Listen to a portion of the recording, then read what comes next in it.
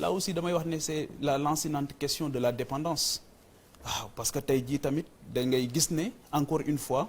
am na ñeneen ñoo xamante ni ci biti ñoo lay teg doole te bokk leen xëy na ay préoccupations ñoom sax ñoo lay dugal liste grise ñoo la cay génne critères yi ñu la cay dugale doo ko xam ñoo la ciy dugale comme tey ñooy xëy na la pays moins avancé nga pays développé nga doo pays développé nangam sangam c'est la question de la tropicalisation bi nga xamante des na le terme terrorisme bii ñu nga xamante ni mooy ay di jàmbat mais encore c'est des termes importés et imposés nga xamante ni liggéey bi ma wax léegi ne suñuy sociologue ak anthropologue Imam Ndao lu ñu ko jàppee woon ba def ko ci kaso bi xëyu ñu waat bàyyi ko apologie du terrorisme xëyu ñu waat bàyyi ko amul ñeneen ñoo xamante ni tey jii def nañ leen la même chose egg ci seen dignité foo xamante ni fu doy waar la xëyaat leen bàyyi leen ñoo xamante ni ay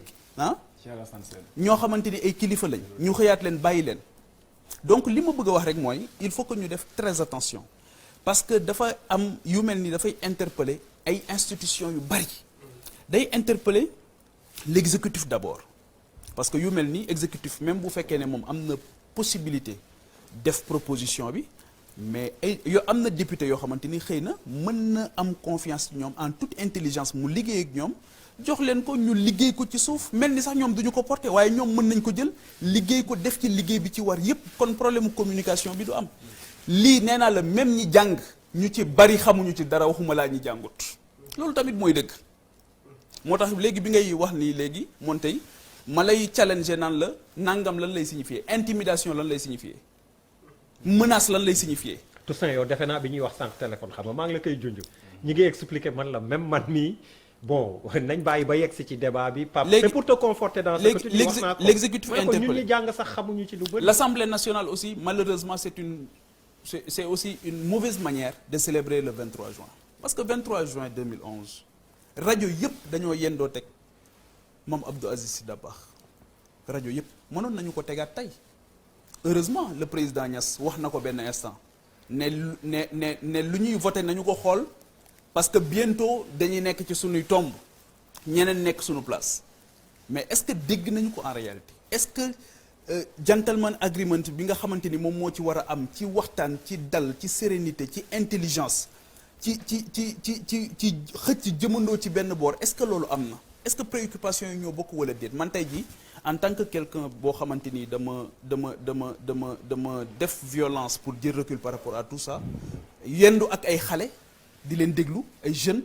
gis seen préoccupation fi mu nekk gis lële fa mu ne dama am ay kii yu bëri yu ma ci ba pare dans l'après-midi aussi ma am tamit kii woo ay kilifa waxtaan ak ñoom ay kilifa de dedans comme ñu nekk ci biti et qui me disent qui partagent presque les mêmes inquiétudes mais loo ci mën lañ lay wax may leen nag ku artuut mën nga àtte parce que l'exposé des motifs lan lay signifier lu dul lettre de motivation c'est une lettre de motivation mais tey jii ci exposé des motifs bi débat bi yépp da ngay gis glissement bi am parce que tey jii boo dégloo honorable ci kii bi da ngay dégg mu indi un argument technique scientifique même bu fekkee ne am na ay difficultés pour génn ci jargon technique parce que xëy na loolu rôle justice lay nekk ëllëg bu fekkee ne nit am na problème y a que le juge qui est habilité à qualifier un délit loolu rôle am lay de waaye tamit foofu tamit beneen problème a fay am ndax rupture de confiance boo xamante ni ñoo ngi koy wax boobu ba tey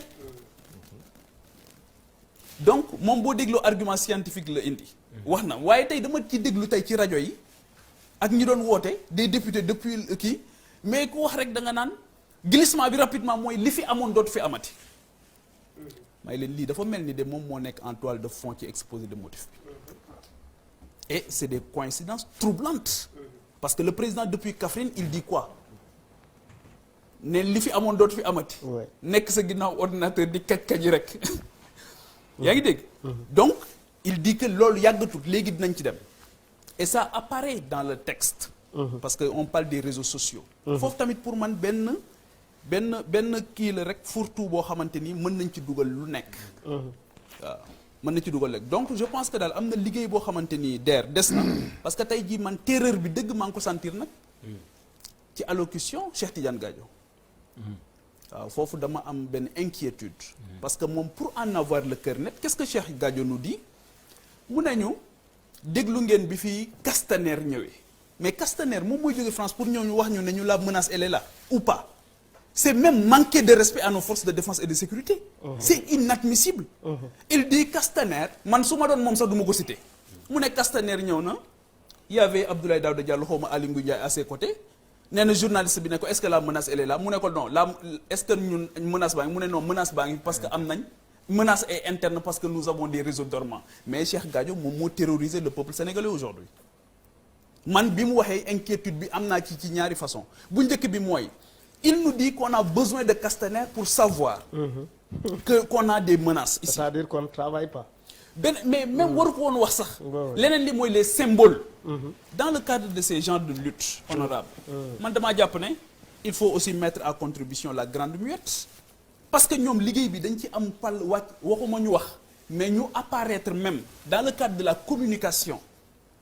symbolique dafay am solo pour wane ne ñoom joxe nañ seen adhésion ba mu jeex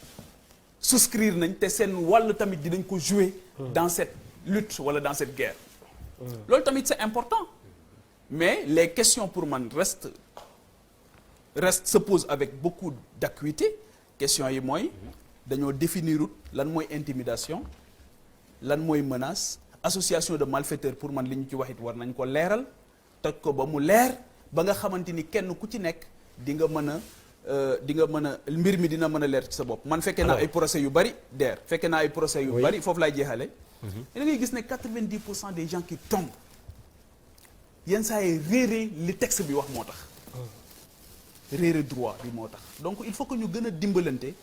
gën a jox ci askan bi seen cër ba mu mat ci yu am solo yi bu ñu koy yëkkati donte da ngay def ay tournée d'information waaw nee na honorable nee na moom communiqué na ci texte bi def na wàllam à travers ses réseaux waaw mais xam nga tey ñu bëri na ci réew mi foo xamante ñoo amuñu accès ci réseau amuñu accès ci langue bi quand je dis réseau je parle pas d'ordinateur ou de téléphone mais honorable un réseau c'est pas ça un réseau c'est des connaissances et les gens waaw avec qui je suis en alors foofu laa bëgg a daanele comme waaw foofu laa bëgg a daanele mooy léegi texte bi voté nañ ko est-ce que dinañ ci defaat yërmande ba am yu ñu ci soppiwaat ou pas jàpp naa ne à mon sens il le faut